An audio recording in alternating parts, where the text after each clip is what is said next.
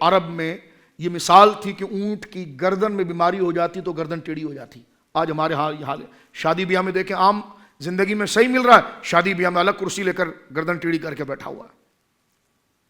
میں تو بڑا حیران بھی ہوتا ہوں آئیڈیاز کے اس پروگرام سے یہ بات بھی آپ کو میں پہنچاؤں. ہمارے وہاں یہ مزاج ہے کہ اگر عام محفل مسجدوں میں ہوتی ہے تو نعت شریف, تلاوت قرآن, تقریر ہمیں بڑے جذبے سے, لیکن یہی شادی میں ہو جائے تو ٹانگ پہ ٹانگ ڈال کر ہم الگ بیٹھے ہوتے ہیں. میں نے کہا وہی رب ہے, وہی نبی ہے, وہی ذکر ہے, یہ آپ نے اور میں نے اپنے اوپر کیا تعلی اور بناوٹ کا ایک رخ ڈالا ہوا ہے.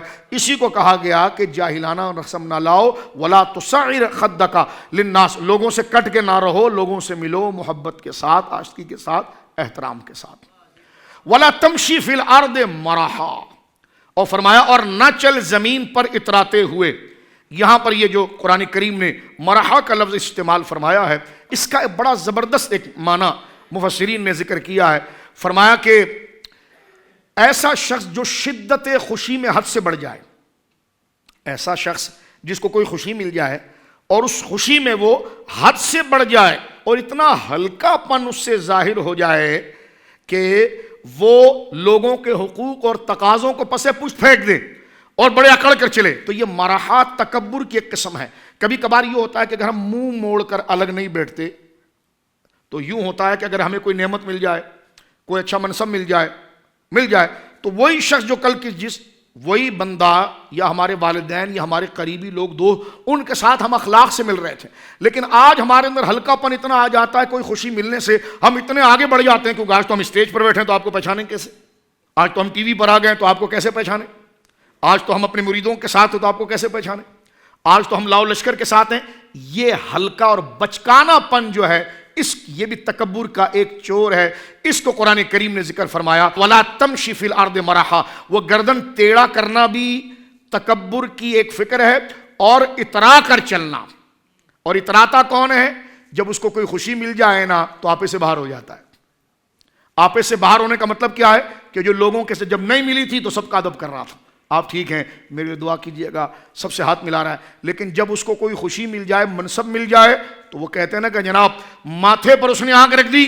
یہ بھی تکبر کی ایک فکر ہے جس کو قرآن کریم نے دوسری جگہ پر جا کر اٹیک کیا ہے. فرمایا وَلَا تُصَعِّرْ خَدَّكَ لِلنَّاسِ, نہ لوگوں سے تکبر میں منہ موڑنا اور الگ تھلگ. معاشرے سے کٹ کر نہیں رہتے بیٹا, معاشرے کے ساتھ جڑ کر رہتے ہیں. انسان کو خدا نے کٹ کر رہنے کے لیے نہیں پیدا کیا, وہ مدنی طبع ہے, وہ لوگوں سے مل جل کر رہنا چاہتا ہے. تو یہ کٹ کر رہنا, اس سے تیرا علم نہیں, میں الگ اس لیے بیٹھا ہوں تاکہ لوگ مجھے بڑا ڈگری ہولڈر اور بڑا مالدار اور بڑا پیر, بڑا عالم سمجھے. نہیں, لوگ تجھے بے وقوف سمجھ رہے ہیں. عزت چاہتا ہے تو کٹ کر رہنے میں نہیں, عزت یہ ہے کہ تو آ اور مل, لوگ کہیں واہ اتنا بڑا آدمی اور اتنی عاجزی سے ملتا ہے. اب تیری وہ محبت پیدا ہوگی جو ان کے دل سے کبھی بھی نہیں نکلے گی. اور بڑا آدمی ہو یا اپنے آپ کو بڑا بنائے اور کٹ کر رہے تو ایسی نفرت ان کے دلوں کے اندر آئے گی کہ شاید تو کسی مصیبت میں پھنس بھی جائے تو وہ تیری امداد کے لیے کبھی نہیں آئیں گے. تو فرمایا گردنیں نہیں موڑنا اور نہ اترانا, اور فرمایا ان اللہ لا يحب كل مختال فخور, اور بے شک اللہ تعالیٰ نہیں پسند کرتا گھمنڈ کرنے والوں کو اور فخر کرنے والے کو. یہاں پر دیکھیں قرآن نے تیسرا لفظ استعمال کیا. تکبر کی ایک سوچ تھی تو ساعر, دوسری تھی مرحا, تیسری ہے مختال. کیا قرآن کی فصاحت ہے, اور قرآن علم نفسیات پر کیسے کلام کرتا ہے. یہ نفسیات کی مختلف پہلو ہیں اور ہمارے ذہن پر وارد ہونے والی مختلف وقتوں میں ایک تصورات بد ہے جو کبھی کیسے کبھی کیسے کبھی کیسے, تینوں کو اپروچ کیا اور یہ تینوں مل کر تکبر بنتے ہیں. ہم عموماً سمجھتے ہیں کہ تکبر صرف جو ہے کسی کو گھٹیا سمجھنا, لیکن وہ گھٹیا سمجھنے کے کئی روپ ہیں. لوگوں سے منہ موڑنا, وہ گھٹیا الیاذ باللہ سمجھنا, لوگوں کو حقیر سمجھنے کے کئی روپ ہیں. تھوڑی سی خوشی مل جائے تو آپے سے باہر ہو جانا. اور ایک ہے مختالاً فخورا. قرآن کریم نے جو مختال کا لفظ کہا ہے, مختال کہتے ہیں لوگوں کے درمیان میں بیٹھ کر اپنے منہ سے اپنی بڑائی کرنے والا. میں نے یہ کیا, میں نے یہ کیا, میں نے یہ کیا. لوگ سننا بھی نہیں چاہ رہے, لیکن وہ کہہ رہا ہے جناب میں یہ مختال تکبر کی پست سوچ, کیونکہ یہ تکبر کا نظریہ بد ہے نا, یہ بری جو سوچ ہے, اس میں باقاعدہ طور پر طبقات ہیں، اور اس کا جو سب سے پست طبقہ ہے وہ مختال ہے۔ مختال وہ ہوتا ہے جو لوگوں کے درمیان بیٹھ کر اپنی شیخی بگاڑتا ہے اور خود پسندی کے عجب میں ہوتا، بس میں سب سے اچھا ہوں اور سب مجھے اچھا کہے، اور پورا اپنے آپ کو زور دیتا ہے کہ میں نے تعریف کسی کی نہیں کرنی، میں نے کسی کو اچھا نہیں کہنا۔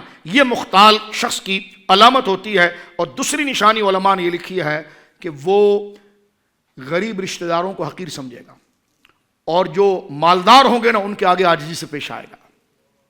یہ چور ہمارے اندر ہے، مالداروں کے سامنے، اہل منصب کے سامنے، جاگیرداروں کے سامنے بڑی عاجزی کرے گا، اور غریبوں کے آگے آنکھیں نکالے گا۔ رشتہ داروں میں بھی دوستی اس سے ہی کرے گا جس رشتہ دار کے پاس مال ہے، اور جس رشتہ دار کے پاس مال نہیں ہے اس کو گھٹیا سمجھے گا۔ یہ ہے مختال کا چور۔ اور قرآن کریم فرقان حمید فرماتا ہے، تینوں کو جمع کر کے نوجوانوں کو نصیحت ہو رہی ہے، اے نوجوانوں تم تو پاکیزہ فکر کے ہو، تم سے اگر یہ بدی آئی تو پھر کون ہے اس بدی کو ختم کرے گا؟ یہ تو تمہارے کو تمہیں جو اللہ رب العالمین نے جو شعور، خون کی گرمی، وہ حمیت، وہ غیرت دی ہے، اس کے ذریعے تم ہی اپنے اس رویے سے اس مہلک مرض کو ختم کر سکتے ہو۔ عمر رسیدہ سے توقع نہیں کی جا سکتی۔ تیری عمر تو ایسی ہے کہ تجھے بدن کی کیا فکر ہے، سخت گرمی میں بھی ہوتا ہے تو تجھے ٹھنڈے کا مزہ آتا ہے، سخت روٹی بھی کھاتا ہے تو تجھے شہد کا مزہ آتا ہے، کیونکہ یہ عمر کا وہ نکھار ہے۔ تو فرمایا وَلَا تُسَعِّرْ خَدَّكَ لِلنَّاسِ وَلَا تَمْشِ فِي الْأَرْضِ مَرَحًا، تکبر سے لوگوں کی طرف منہ نہ پھیرنا، اور نہ اکڑ کے چلنا، اور نہ لوگوں کے ساتھ گھمنڈ کرنا۔ یہ قرآن کریم فرقان حمید نے سورۃ اللقمان میں، نوجوانوں اس کو یاد رکھ لیجئے، یہ 18ویں آیت ہے سورۃ اللقمان کی، جو مختصر صرف میں نے اور آپ نے اس پر اپروچ کی ہے، اس کو ذرا گہرائی سے دیکھنے کی کوشش کریں۔ زندگی کے تمام شعبوں میں دینی رہنمائی حاصل کرنے اور آخرت کو بہتر کرنے کے لیے ہمارے YouTube channel Islamic digital studio کو سبسکرائب کر لیں اور بیل آئیکن بھی پریس کر لیں۔ قرآن سے بھی ملاتا ہے ہمارا